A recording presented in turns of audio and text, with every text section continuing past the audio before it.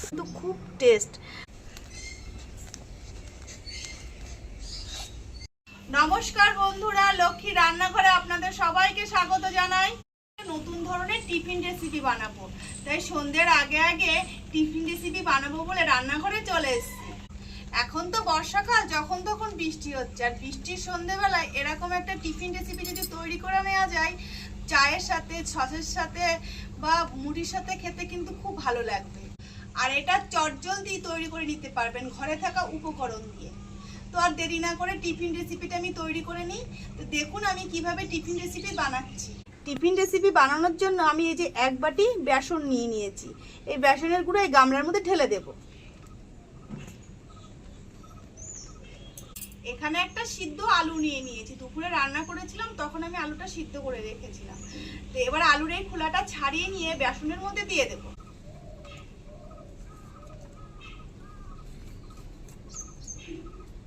সিদ্ধ আলুর খোলা আমি ছাড়িয়ে নিয়েছি, এবার ভেঙে মিহি করে বেসন গুঁড়োর মধ্যে দিয়ে দেবো।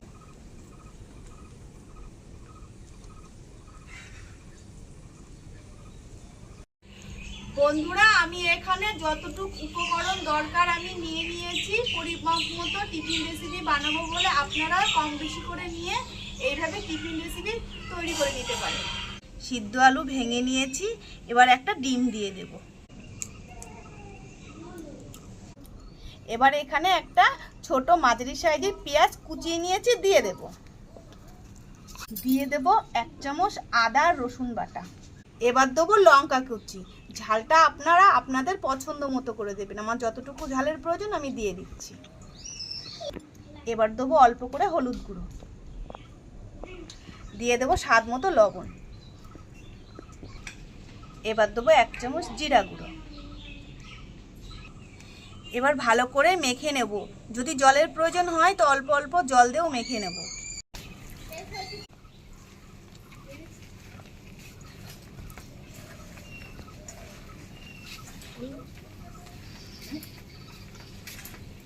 একটা ডিম দিয়েই মাখা হয়ে গেছে, জলের আর প্রয়োজন হয়নি।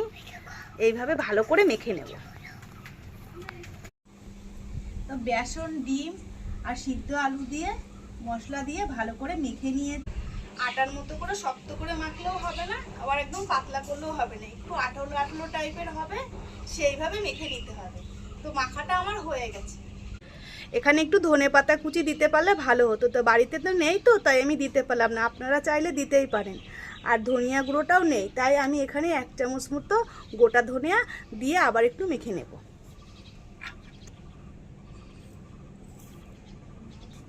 আবার আমি মেখে নিচ্ছি।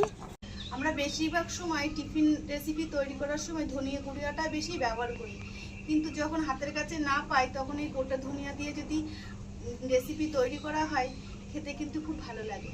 গোটা ধনে দিয়ে আবার ভালো করে মেখে নিয়েছি। এবার আমি হাতটা ধুয়ে নেব।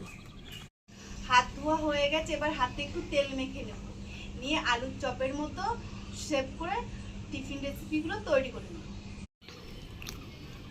হাতে তেল মেখে নিয়েছি, অল্প অল্প করে বেসনের ব্যাটার তুলে নেব। এই যে হাতের তালুতে নিয়ে এইভাবে গোল করে নেব, নিয়ে এই যে এইভাবে দেব, দিয়ে এইভাবে চেপে দেব। এইভাবে এবার তুলে নেব, থালায় রেখে দিচ্ছি। আবার আমি একইভাবে নিচ্ছি।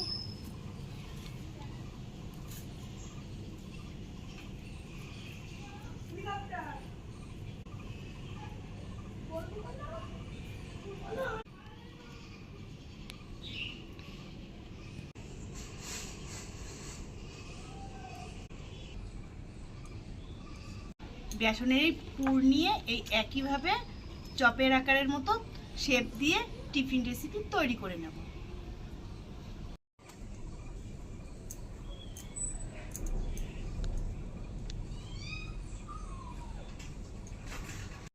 আমার সব টিফিন রেসিপিগুলো তৈরি করা হয়ে গেছে। এবার উনুন ধরিয়ে নেব, নিয়ে তেলে ভেজে নেব।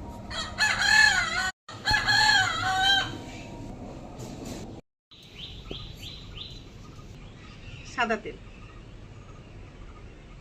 প্রথমে তেলটা কড়া করে গরম করে নিতে হবে, তারপরে উনুনের আঁচটা কমিয়ে অল্প আঁচে এই টিফিন রেসিপিগুলি তেলে ভেজে নিতে হবে। তেল কড়া করে গরম করে নিয়েছি, এবার আমি তেলে ছেড়ে দিচ্ছি।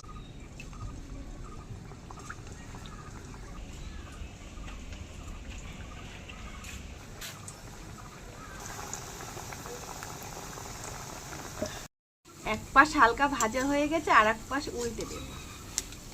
তেল থেকে ছেড়েও দিচ্ছে।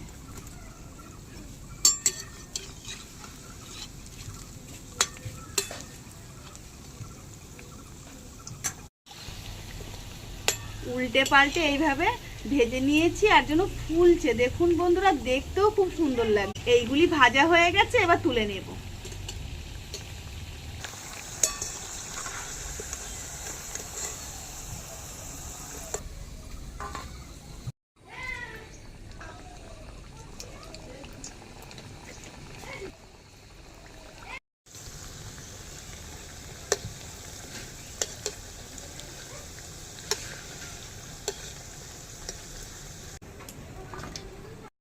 সব টিফিন রেসিপিগুলি তেলে ভাজা হয়ে গেছে, আর এক খোলা মতো তেলে ভাজা হচ্ছে। তা ভাজা হয়েও গেছে, এবার তেল ছেঁকে তুলে নেব।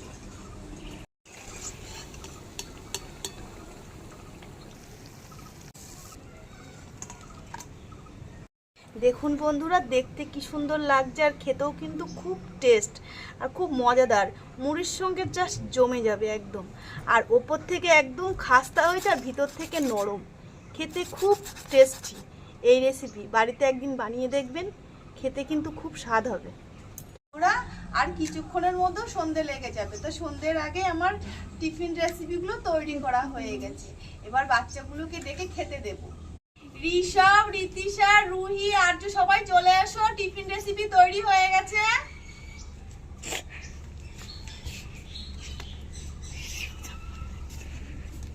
নাও, শিখে নাও। আর্য নে।